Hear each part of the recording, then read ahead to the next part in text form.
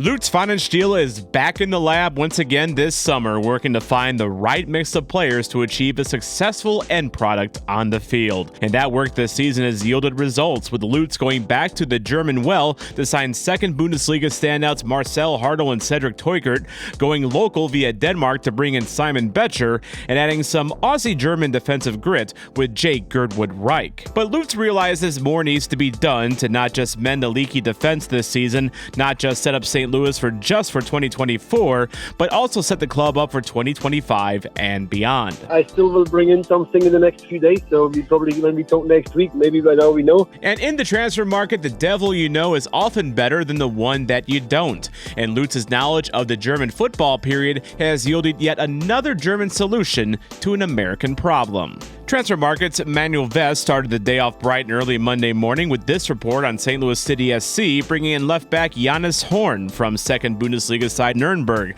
on a loan with an option to buy later. Horn has 2 years left on his Nürnberg contract. But just who is Johannes Horn? Where does he fit in the lineup for St. Louis? And does his signing indicate a possible change in the tactics for St. Louis going forward? Before we get going, drop a like on the video and consider subscribing for more St. Louis City SC transfer talk. Lord knows I've done a lot of that lately. Johannes played his youth career with Wolfsburg, starting at the young age of 11 in 2008. He'd work his way up through the academy and eventually break through to the main roster and straight into the Bundesliga. He even got regular minutes too, averaging 74 minutes in 13 Bundesliga games in 2016 and 17, and tallying 2 assists as a left back. His promising start led FC Köln to splash 4 million euros on him in the 2017 summer window. At the time, Köln was not just in the Bundesliga, but it was also in the Europa League. Horn got 2 starts each in the Europa League and Pokal that season and played a full 90 in each game. He also got in 11 Bundesliga matches in 2017-18, averaging 78 minutes in each.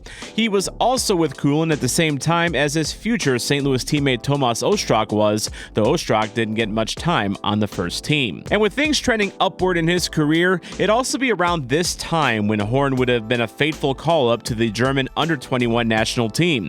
He only played 2 matches for the under-21s, but he was part of the same club that featured future St. Louis teammates Marcel Hartl, who he's standing alongside with in this team photo, Cedric Teukert, and Edward Leuven. But he fell out of favor at Köln as the season went on, whether it was due to performance or injury.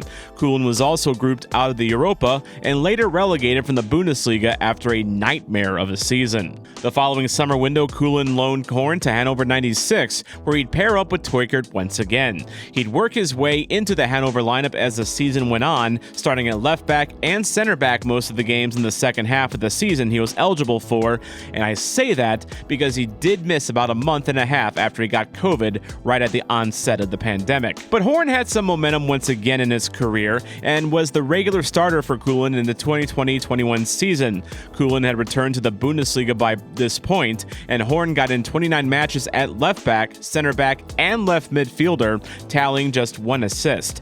At this point, though, Horn was 24 years old and entering the prime years of his career and looked poised to establish himself as a Bundesliga regular. But a major injury derailed Horn's season before it could begin in 2021-22. He'd suffer a hip injury in the offseason that would keep him out of the club and out of training until mid-December, and he would struggle a bit to work his way back into the lineup and into the team's plans, and at the end of the season would find himself without a club.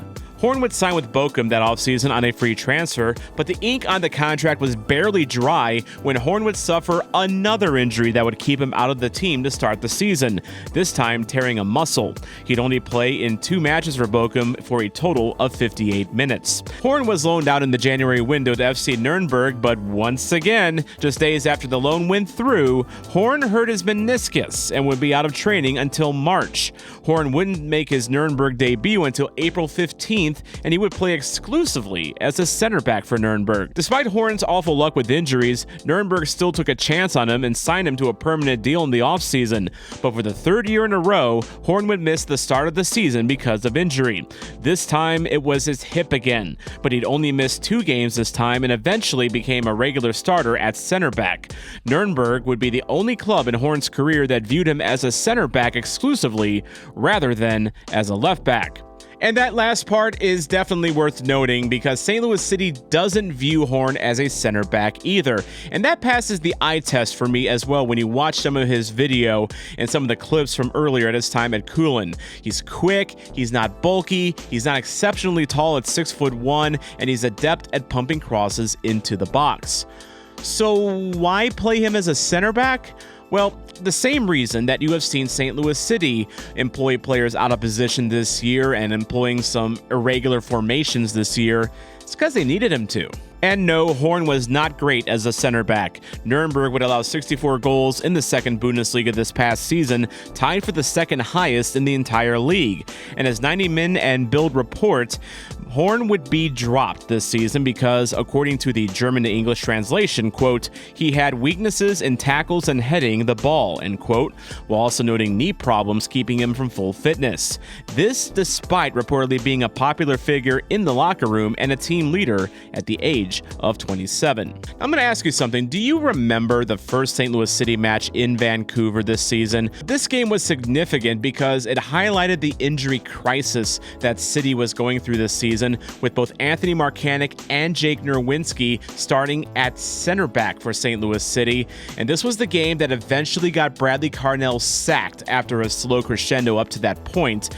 And it didn't take a rocket scientist to tell you that Markanek and Nerwinski weren't exactly a fortress as a center back pairing.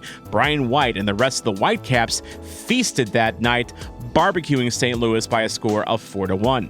Ironically enough, this would be the same club that mishandled Nerwinski themselves, playing him as a left back, center back, even as a right midfielder at times, in addition to his natural right back position. And it's something that Nerwinski went on record himself in the past as saying hurt his development. Now, making a comparison between a player that has been capped multiple times in the German youth system to Nerwinski, someone who has no such pedigree, isn't exactly an apples-to-apples comparison, and I get that. But it's another case of how playing out of position can hurt a career. And St. Louis acknowledges that because they are signing him to play his natural left back position. I mentioned the eye test earlier, but what about the analytics test? This is data from the past year from FB Charts and FB Reference highlighting the fact that Horn isn't exactly Virgil van Dijk. The graph on the left shows Horn does excel in blocking shots, but look at the stats next to them, the tackles and interceptions, as well as the percentage of aerials won. Horn was playing horribly out of position for someone of his skill set, and the analytics back it up. And on the flip side, we can see on the right bar graph that Horn was very good at completing passes, carrying the ball, and generally progressing the ball. Things a center back should not really need to be overly adept at doing. You usually just want the center back to clear the ball, not carry the ball across the field. So I think there is enough evidence to show what Lutz Pfannenstiel and the St. Louis front office see in Jonas Horn. They see a talented player who can move and distribute the ball from the left back position that was maybe miscast as a center back this past season and whose star has been derailed a little bit because of injuries.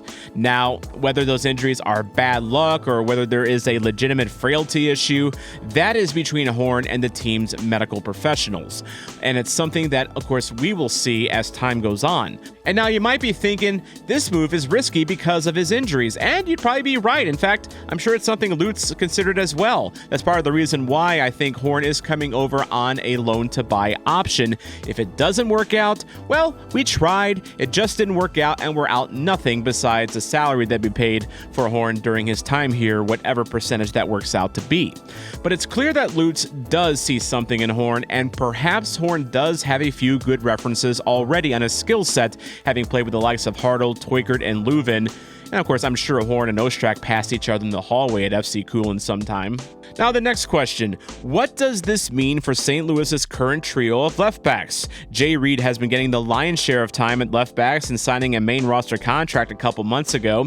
At 22 years old though, he's shown real promise, but he has come down to earth a bit lately, which isn't surprising for someone that young.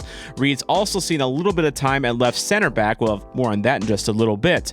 Kyle Hebert is back from Canadian national team duty at Copa America and does admirably as a makeshift left back, but it's not his natural position. He's a natural center back, and for reasons we'll get into in a bit, maybe that's his ultimate home finally after all this time. And Anthony Marcanic has seen limited action since the start of June and hasn't performed particularly well when he has played at all. But is Horn's arrival a sign of possible changes to come? Remember, Horn does have experience playing as a left wingback and even midfielder, which would put him in Klein's spot in this 3-4-2-1 lineup that City rolled out in Kansas recently. And as you can see, Reed slotted in as a left center back, and he was fine there in this particular game. I was there for it. We've seen St. Louis go to 3 in the back formations a few times this season, whether it's temporary during the game or the start of the game like you see here. And with St. Louis reinforcing its left back position with this move, along with adding Jake Girdwood-Reich to its center back core of Hebert, Tim Parker, Joachim Nilsson, Josh Yarrow, and Michael Wenzel, and with Thomas Totland and Akil Watts on the right side, the depth suddenly does exist to make this 3 in the back change. And I think it wouldn't be a bad change for St. Louis to shift to 3 in the back for a couple of reasons. The obvious one is that the defense has been a bit leaky this year, and let's face it, Roman Bürki, while he's great, can only do so much. So it'd be nice to reinforce the back line with a third center back. That's the obvious. But this formation would also push the fullbacks up to a wingback position, and I think that's the real key here in going to this formation. We've seen Thomas Totland get burned a few times because he's caught too far up the field, which is where the club wants him to be, but oftentimes this has left the defense in a bit of a lurch. And so by having 3 in the back to cover, Totland could focus more on moving forward. Same thing with Jay Reed or Jonas Horn on the left side, should they make that change. But this is not an indictment on Jay Reed. In fact, it's actually something that I think could benefit him long term because it takes the pressure off him to perform right away. And instead, he gets to develop behind a left back that has some pedigree. He's been capped at the youth level, and he's got experience in the Bundesliga and even in the Europa League as well. So Reed can learn behind Horn, and I think definitely get his fair share of playing time as well. Again, he can kind of play a left center back role if needed, but Reed also is someone that is very athletic. He's got a lot of potential. He'll get his playing time to supplant Horn. Now, Marcanic, on the other hand, I do wonder what Marcanic's future with the club is, especially since he's now probably the 3rd or 4th option on the depth chart at left back, depending on how you view Hubert and his future with the club. But in the end, Jonas Horn does feel like a low-risk move like Simon Betcher was. You bring him in on loan, you see what he has to offer, and you hope that his injury history, while concerning for sure, is just a case of bad luck and not an actual problem. And maybe, just maybe, Lutz has found a good 27-year-old fullback with plenty of good years in front of him who's eager to get his career back on track and now in his right position. Does the injury history with Horn bother you? Are you not convinced Horn's issues last season weren't because he was out of position? Or are you worried that St. Louis assigned another failure at left back like Nico Stur or Selmir Pedro was? Let me know what you think in the comments below, and make sure to like and subscribe for more videos like this one. And consider joining the supporters section to help this channel grow. I'm about to embark on a US tour, starting with Eintracht Frankfurt at Louisville City on July 30th, and more games throughout the month of August. So every little bit helps get me to and from, and helps me make these videos for you. This is your soccer zombie, Tom Franklin, and speaking of that Kansas game that I mentioned, I actually went ahead and reviewed my rival stadium, Children's Mercy Park. And you can click on it to see my attempt at being objective, and stay for the Nebraska Furniture Mart slander. There's a lot of it.